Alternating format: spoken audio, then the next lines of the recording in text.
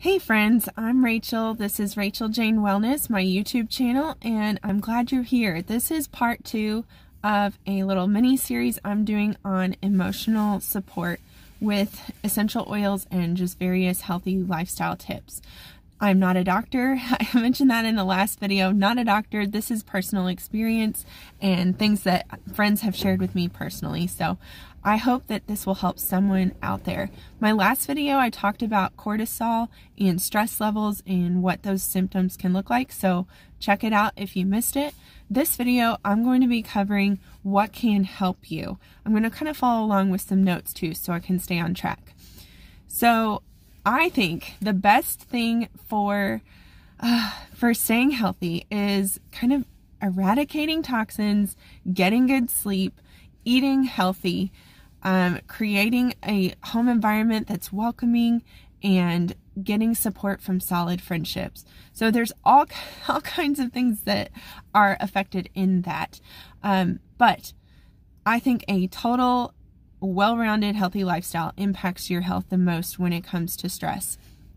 So throughout your household, that can mean switching out your personal care, your laundry, your detergent, your cleaners, all that to be toxic free. I use Thieves household cleaner for all of my cleaning products. Like that covers like the windows, the bathrooms, the kitchen, everything in one bottle, which is perfect. It's completely toxic free, completely natural. So I love that. That Thieves also has like a laundry detergent too. So I use that for laundry detergent. I've been swapping out my personal care items to Young Living and Savvy Minerals, and those are awesome. Eating healthy food and staying on track with your diet is critical in getting your vitamins and minerals, and not diving into a bowl of ice cream, because I know when we're stressed, that's really like we just want to lay around, eat a bowl of ice cream, and deal with it later.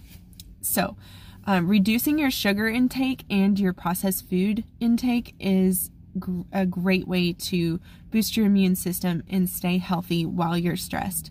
But just remember, any change that you make is for the best. So if you can only switch one thing, if it's, okay, today I'm not going to have any ice cream, but I am still going to enjoy a soda.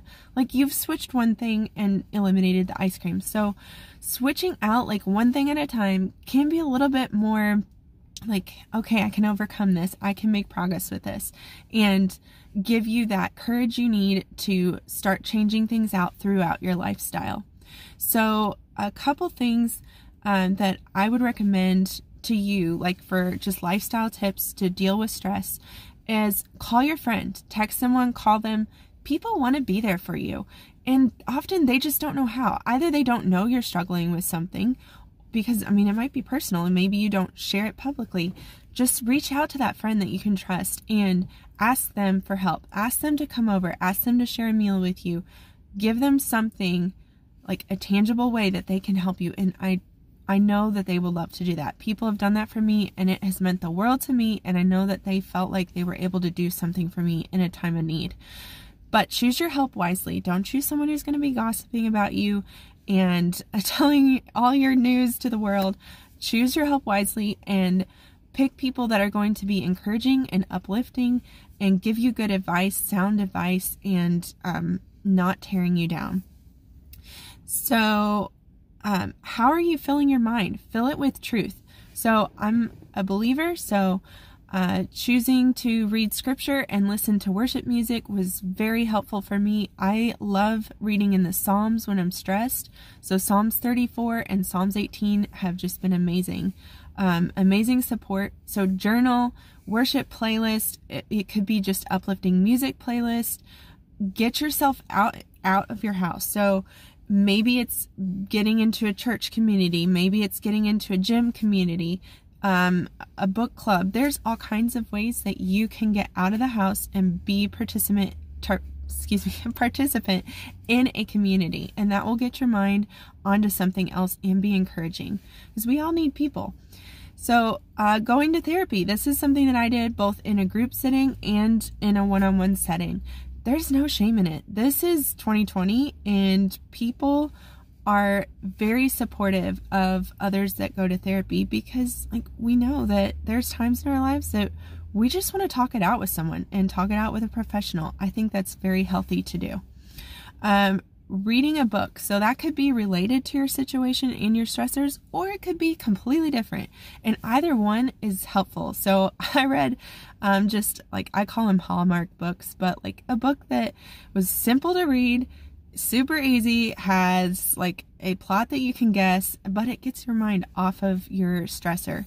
So that is a good way to go. Or you can read one that's related to your situation and your stressor and gain some advice and some knowledge on that. Getting a massage, exercising, doing some yoga. I already mentioned eating healthy. Cry it out. Like, there's something about crying and the release of that emotion that is so beneficial. And then one of my greatest tips, last but not least, is using essential oils. So I'm going to tell you all about that in the next video, how to use essential oils to support your emotions and your mental health. And I would love to have you there. So subscribe or hit part 3, and we will cover that in the next video.